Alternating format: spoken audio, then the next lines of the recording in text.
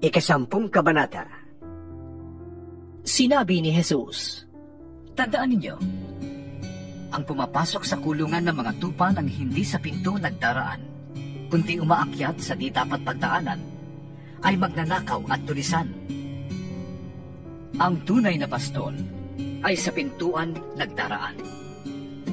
Pinapapasok siya ng bantay pinto at pinapakinggan ng mga tupa ang kanyang tinig. Tinatawag niya ang kanyang mga tupa sa kanilang pangalan at inilalabas sa kulungan.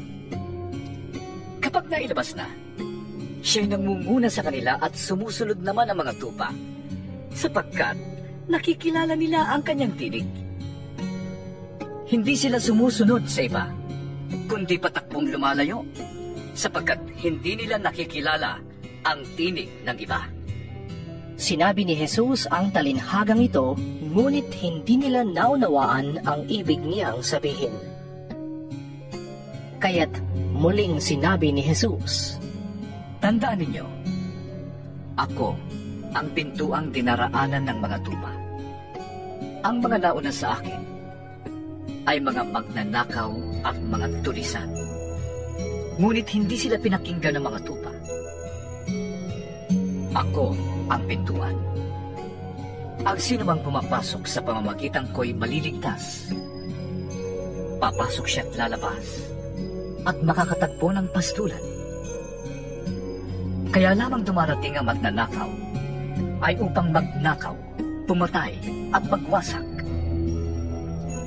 Naparito ako upang ang mga tupa ay magkaroon ng buhay, isang buhay na ganap at kasiyasiya. Ako ang mabuting pastol. Iniaalay ng mabuting pastol ang kanyang buhay para sa mga tupa. Ngunit ang upahan ay tumatakas kapag nakikitang dumarating ang asong gubat. Iniiwan niya ang mga tupa. Palibhas ay hindi siya pastol at hindi kanya ang mga tupa. Kaya't sinusunggaban ng asong gubat ang mga ito at binubulabog. Tumatakas siya. Palibhas ay upahan lamang at walang malasakit sa mga tupa. Ako ang mabuting pastol. Kung paano nakikilala ako ng Ama at siya'y nakikilala ko, gayon din naman, nakikilala ko ang aking mga tupa at ako na may nakikilala nila at iniaalay ko ang aking buhay para sa aking mga tupa. Meron akong iba pang mga tupa na wala pa sa kulungan ito. Kinakailangan sila ipasok ko rin at pakikinggan naman nila ang aking tinig. Sa gayon, magiging isa na lamang ang kawan at isa ang pastol. Dahil dito'y minamahal ako ng Ama, sapagkat iniaalay ko ang aking buhay upang ito'y kunin kong muli. Walang makakakuha ng aking buhay. Kusa ko itong ibinibigay. Meron akong kapangyarihang ibigay ito at kunin muli. Ito ang utos na tinanggap ko sa aking Ama.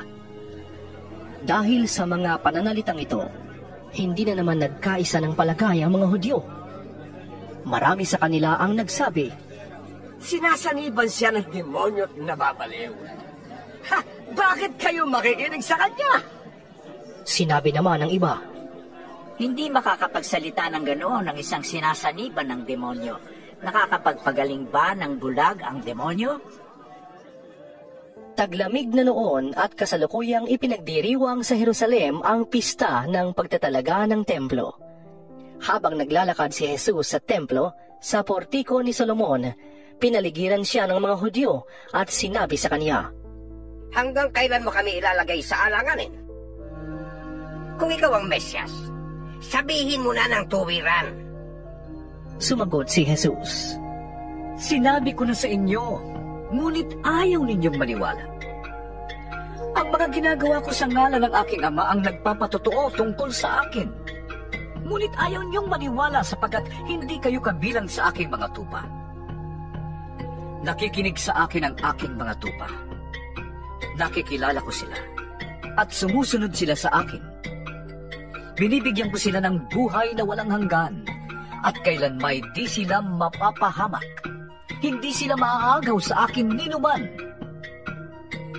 Ang aking ama na nagbigay sa kanila sa akin ay lalong dakila sa lahat. At hindi sila maaagaw ninuman sa aking ama. Ako at ang ama ay iisa.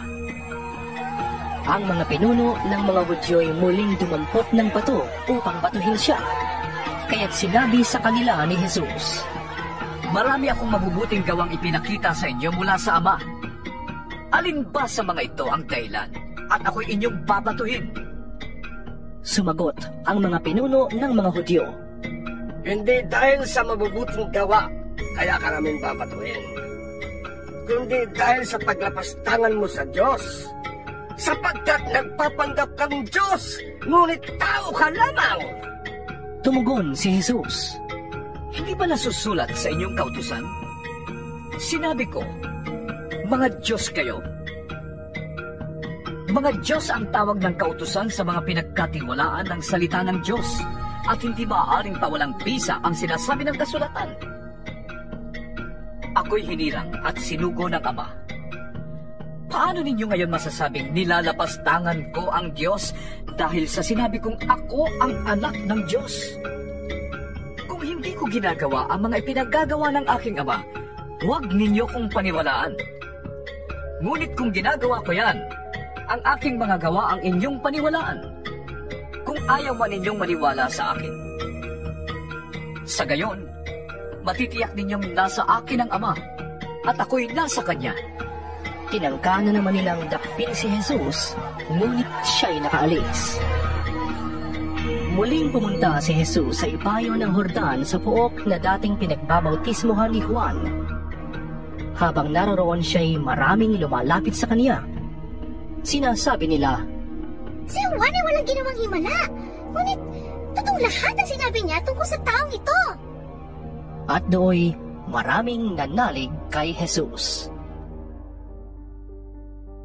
11 kabanata.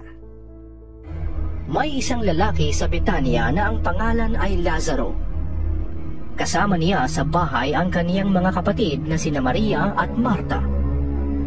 Si Maria ang nagbuhos ng pabango sa paa ng Panginoon at pagkatapos ay pinunasan iyon ng kaniyang buhok.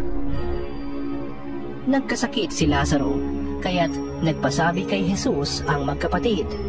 Panginoon, ang minamahal niyong kaibigan ay may sakit. Nang marinig ito ni Jesus ay sinabi niya, Hindi niya ikamamatay ang sakit na ito. Nangyari yun upang maparangalan ang Diyos. At sa pamamagitan nito ay maparangalan ang anak ng Diyos. Mahal ni Jesus ang magkakapatid na Marta, Maria at Lazaro.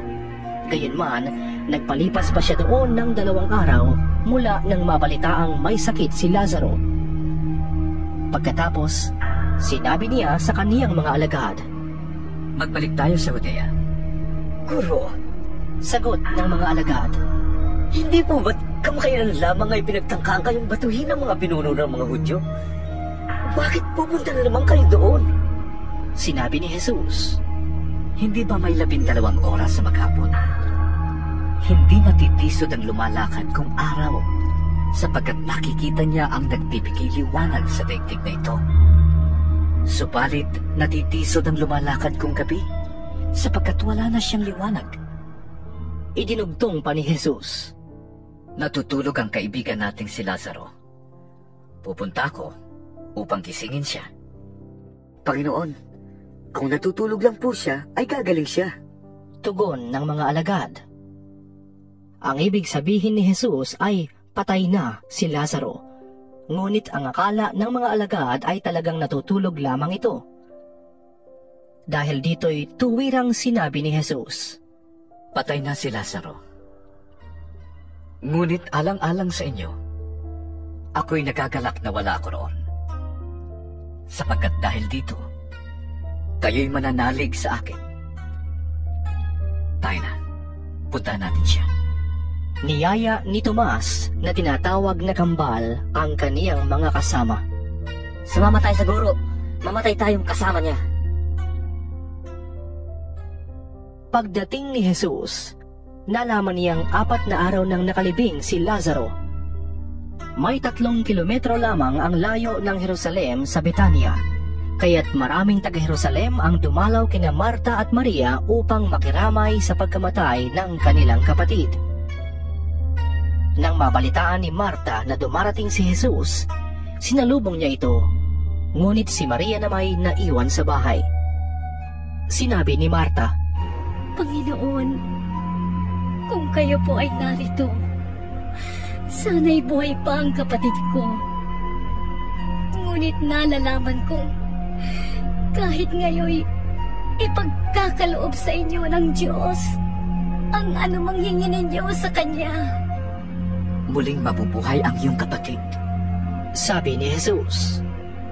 Sumagot si Marta, Nalalaman ko pong siya'y mabubuhay uli sa huling araw, sa muling pagkabuhay.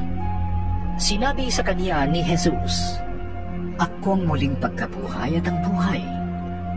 Ang sino bang sumasampalataya sa akin, kahit mamatay ay muling mabubuhay. At sino mang nabubuhay at sumasampalataya sa akin, ay hindi mamamatay kailanman.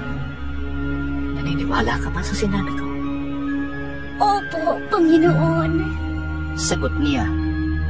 Sumasampalataya po ako sa inyo at naniniwala akong kayo ang Mesiyas, ang anak ng Diyos na paparito sa daigdig. Pagkasabi nito, umuwi si Marta. Tinawag niya si Maria at binulungan. Naririto na ang guro at ipinapatawag ka. Pagkarinig nito'y nagmamadaling tumayo si Maria upang salubungin si Jesus. Wala pa si Jesus sa nayon.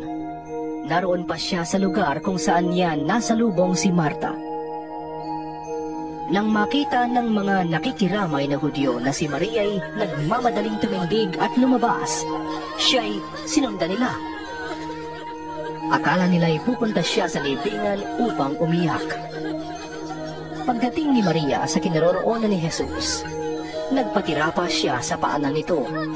Panginoon, Sabi niya, kung narito po lamang kayo, hindi sana namatay ang aking kapatid. nahabag si Jesus at nabagbag ang kaniyang kalooban nang makita niyang umiiyak si Maria. Pati ang mga Hudyong kasama nito. Saan ninyo siya nilibing?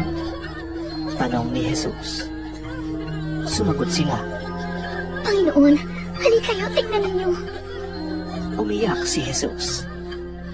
Kaya't sinabi ng mga Hudyo, Talagang mahal na mahal niya si Lazaro. sinabi naman ng ilan, Napagaling niya ang bulag. Bakit hindi niya nahadlangan ang pagkamatay ni Lazaro? muling nabagbag ang loob ni Jesus pagdating sa libingan. Ito'y isang yungib na natatakpan ng malaking bato. Alisin ninyo ang bato. Sabi ni Jesus. Sumagot si Marta na kapatid ng namatay. Panginoon, nangangamoy na po siya ngayon. 4 na araw na siyang patay. Sinabi ni Jesus. Hindi ba't sinabi ko sa iyo na kung mananalig ka sa akin, ay makikita mo ang kapangyarihan ng Diyos? At inalis nga nila ang bato. Tumingala si Jesus sa langit at sinabi, Ama, nagpapasalamat ako sa iyo sapagkat dininig mo ako. Alam kong lagi mo akong dinirinig. Ngunit sinasabi ko ito dahil sa mga taong naririto, upang maniwala silang ikaw ang nagsugo sa akin. Pagkasabi nito ay sumigaw siya. Lazaro! Lumabas ka! Lumabas nga si Lazaro na nabapalot ng bendang panlibing ang mga kamay at paa at may nakatakip na panyo sa mukha. Sinabi ni Jesus sa kanila, Galagan ninyo siya at nang makalaya. Marami sa mga Hudyong dumalaw kina Maria ang nakakita sa ginawa ni Jesus at nanalig sila sa kaniya. Ngunit may ilan sa kanila na pumunta sa mga Pariseo at ibinalita ang ginawa ni Jesus. Kaya tinipo ng mga punong pari ng mga Hudyo at mga Pariseo ang mga kagawad ng Sanhedrin. Anong gagawin natin? Tanong nila. Gumagawa ng maraming himala ang taong ito. Kung siya'y pababayaan natin magpatuloy ng kanyang mga ginagawa, maniniwala sa kanyang lahat. Paparito ang mga Romano at wawasanin ng templo at ang ating bansa. Ngunit isa sa kanila, si Caiaphas, ang pinakapunong pari ng mga Hudyo noon, ay nagsabi sa kanila. Wala kayong alam. Hindi ba niyo naiisip na mas mabuti sa atin na isang tao lamang ang mamatay alang-alang sa bayan kaysa mapahamak ang buong bansa? Hindi mula sa kaniyang sarili ang sinabi niyang ito. Bilang pinakapunong pari ng mga Hudyo ng taong iyon, ipinahayag niyang mamamatay si Jesus alang-alang sa bansa at hindi lamang dahil sa bansang iyon, kundi upang tipunin ang mga nakakalat na mga anak ng Diyos. Mula noon, pinag-isipan na nila kung paanong maipapapatay si Jesus. Dahil dito, si Jesus ay hindi na hayagang lumakad sa Judea. Sa halip, siya'y nagpunta sa Ephraim, isang bayang malapit sa ilang, at doon muna tumigil na kasama ng kaniyang mga alagad. Nalalapit na ang pista ng Paskwa. Maraming tagalalawigan ang pumunta sa Jerusalem bago ang kapistahan upang isagawa ang paglilinis na hinihingi ng kautusan. Hinahanap nila si Jesus sa templo at sila'y nagtatanungan. Ano sa palagay ninyo? Paparito kaya siya sa pista? Ipinag-utos ng mga punong pari ng mga Hudyo at ng mga Pariseo na ipagbigay alam sa kanila ng mga tao kapag nalaman nila kung nasaan si Jesus upang ito'y maipadakip nila.